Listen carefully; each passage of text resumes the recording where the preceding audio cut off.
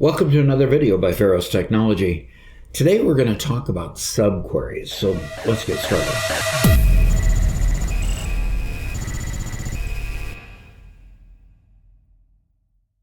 Why would you want to use subqueries? Well, I'm kind of asking that question before I even tell you what they are. But generally, you use subqueries in order to reduce the number of temporary tables that you have to use, or possibly to reduce the number of queries that you have layered, morphing the data from one step to the next step until you get to your final result. It also, because of those two things, can reduce your database bloat without having to create temporary tables and purge those tables and recreate them again. You don't create this problem where Access has challenges giving you back the memory that it reserved for all those tables in the data sets, forcing you to actually do a compact and repair more often. The same as with transitory tables. You just don't have as many objects in your navigation pane without all those extra queries that you generally would have to build without using a subquery. It streamlines your processes because of that. It just generally makes things a lot more convenient in your development. The development is actually just much more sophisticated. So what are subqueries? Well, subqueries are actually found in two places. So this first example I'm showing you is here. Down here is a subquery where it's being used as a list of customers in the state of California. And here's the in function saying anything in this list is going to have the customer ID and the total of revenue by each customer summed. Okay. The next area you use it is in the expression area. So an expression is found up here in where you have the field. So here is the label for the expression, and then here's the math that's being done. The market average, which was computed over here as units, number of units sold, average units sold by region. And then going to subtract how many units sold for this particular market so that you can then figure out whether they're above average, below average, or do whatever other math you need to do on that. Okay, so those are the two situations that subqueries are actually used. So here's the rules that you need to follow when using subqueries. First off, the query has to have a minimum of a select statement and a from statement. In other words, I have to know what fields you want, and I have to know what table you're taking it from. Then you have to enclose it in parentheses when you're using it. And then you can have up to 31 of them if you really want to. I would not encourage that many subqueries in a single query, but the upper limit is meant to be there, so hopefully you'll never actually hit the upper limit. It's a challenge anyway to get the query to run when you have that many subqueries in it. Subquery can be used in an expression as long as it only returns one value. Okay? Subquery can use an order by clause if you're using a select top or select top percent command. Now, the reason for that is because you don't actually see the results of the subquery is usually in an expression or it's in a criteria. It doesn't make any sense to you to order it by anything because you're simply selecting a group of data. It only makes sense if you want to select a group of data that's the top or the bottom or the middle of a particular data set, and you're doing analysis on the top 10 such and such. Then it makes sense, but not in other cases. It cannot be used with a distinct command if you're using a group by. In other words, use one or the other. Either you're going to group it so that you have a distinct set of data, or you use the select distinct to get that same distinct set of data. Okay. You have to use a table alias if your subquery refers to a field that's also used in the main query. Okay.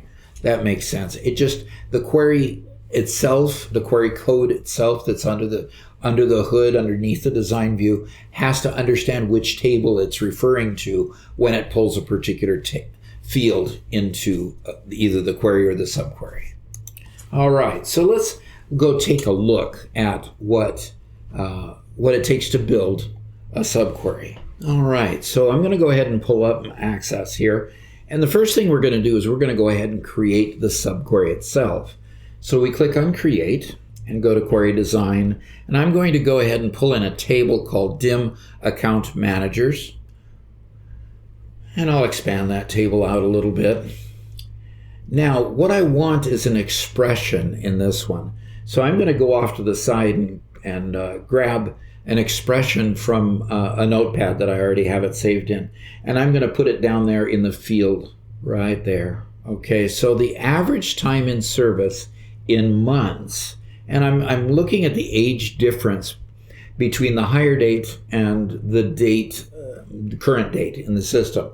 And I want the data returned by month there. So that small section in there in the center is giving me just the difference in time, and then I'm averaging all those numbers together. So I'm looking at the whole data set to find out the average total hours for the whole data set, and I'm going to call that an expression. Now what I'm interested in here is the SQL. And the SQL there, I'm going to copy off onto a text notepad and save it for a little bit later when I build the rest of the query. So I'll set that aside. Alrighty, so when I run this, you'll notice it returns one value. Remember, we said expressions needed to return one value? Well, there's my value here. And so I'm going to go back here. I don't need that first field anymore, so I'll get rid of that. And I'm going to pull account manager ID down here. And I want to count those account manager IDs. But I only want to count the ones that are above average. So in the next field, what I want to do is I want to set up my query.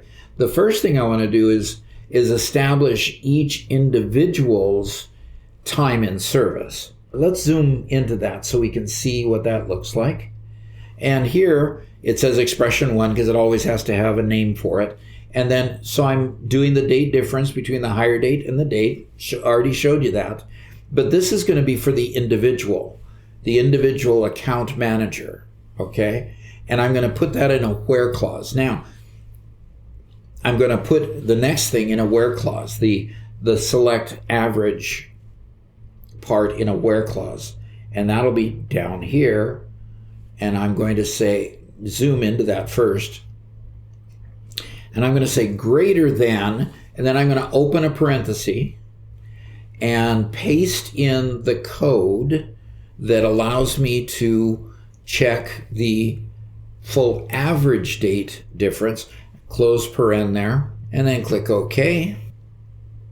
And now what I've set up here is checking the date difference for each account manager, comparing it with that 198 whatever, and only allowing in the criteria those that are higher than the average. So you see that I've got 12 account managers that are higher than the average. Now, I can go ahead and pretty this up now. In fact, I'm going to. Okay, so now we've got managers over average time in service, and I've got 12. Okay. So you basically see that it's easy to create both a subquery and the main query. And so what I want to do now is just show you one other trick. You can use the criteria as with a dynamic list. In other words, so if I look at this one, I can see that if I want to create the dynamic list here, I've got my customers and I want to identify all customers in the state of California. When I run this, I get a list of about 1,113 records. And now what I'm going to do is take those 1,113 and use them as a criteria. Now on the criteria line, I can use a list. Remember, on the expression line, it has to be one value. But here in the criteria line, I can go ahead and take that SQL code and put it down in my criteria down here. Now, notice I'm using the in function here to say that anything in that list, give me the revenue total, and total everything else by that line total. Now, this will return one value, and that one value is going to be the sum of all my customers in California. Okay, and if I click that again, you'll see that that total is 11,363 and some odd change.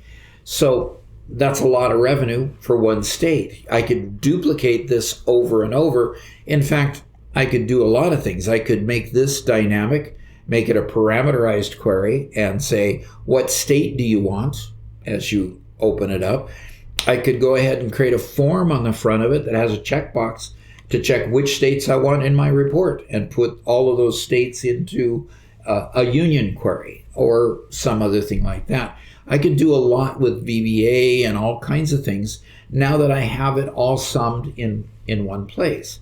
So what this gives me is the flexibility to go on and do a lot of things. Now, understandably, I could have just put the customers table in here and pulled the state field down there and put a criteria on the state field that said, give me all of California, and still sum all the revenue.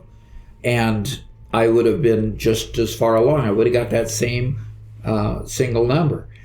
But doing it this way allows me flexibility to have it in one entity altogether and use it in several different places. So it gives me that kind of flexibility that I might not have otherwise. So if you like what you see here, please hit the like button and get this out to other folks as well. And I hope you subscribe. Our channel is growing and just about getting to the point where we can really begin supporting everyone. I really have to say thank you to all of those who have already subscribed. We do appreciate each and every one of you and hope to see you again in a video later.